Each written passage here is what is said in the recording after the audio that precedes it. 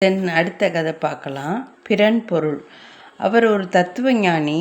அவர் சொற்பொழிவை பலரும் விரும்பி கேட்டார்கள். அவரது சொற்பொழிவுகள் ஆன்மீக ஞானத்தை வளர்க்கும் என்றும் ஆத்ம தாகத்தை தணிக்கும் என்றும் பெரும்பாலானவர்கள் பாராட்டினார்கள். அவரது சொற்பொழிவுகளில் மட்டுமல்லாமல் அன்றாட வாழ்வில் பேசும் இயல்பான பேச்சுகளில் கூட நிறைந்த தத்துவங்கள் கலந்து வரும். புத்தர், மகாவீரர் என பெரிய ஞானிகள், முனிவர்கள் சொற்களையெல்லாம் மேற்கோள் காட்டி அவரது பேச்சு அமைந்திருக்கும். ஒருமுறை அவர் வீதியில் நடந்து போய் கொண்டிருந்த போது அவரது காலணி பட்டென அறுந்து விட்டது. மெல்ல இழுத்து நடந்து சென்ற அவர் சாலையோடு இருந்த செருப்பு தைக்கும் தொழிலாளியை அணுகினார். அப்பா, என் காலணி அறுந்து விட்டது. தொழிலாளி அதை எடுத்து திரும்பி பார்த்தான். 2 காலனியுமே பல இடங்களில் நைந்து போயிருந்தன. வைத்துவிட்டு போங்கள் ஐயா, சரி செய்து வைக்கிறேன்.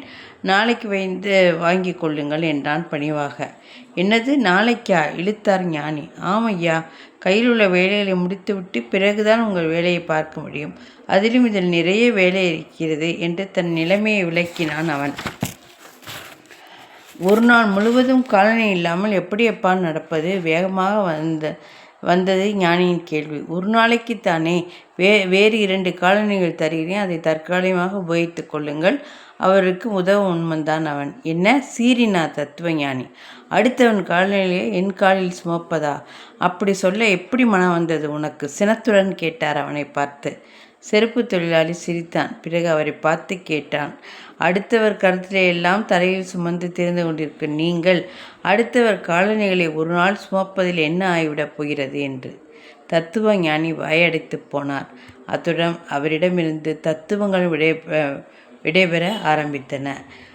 தத்துவ ஞானி வாயடைத்து போனார். அத்துடன் அவரிடமிருந்து தத்துவங்களும் விடைபெற ஆரம்பித்தன. உதட்டால் உச்சரிப்பதை விடவும் உள்ளத்தால் உயிர்த்து உணர்வதுதான் ஜென்.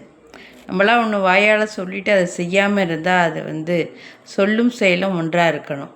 இப்போ சொல்கிறது ஒன்று, செய்கிறது ஒன்றா இருந்தால், அது உதட்டளவில் மட்டுமே இருந்தால் அப்போ அதுக்கு எந்த பிரயோஜனமும் இல்லை அப்படிங்கிறது ஜென் தத்துவம். அடுத்த கதையை பார்ப்போம்.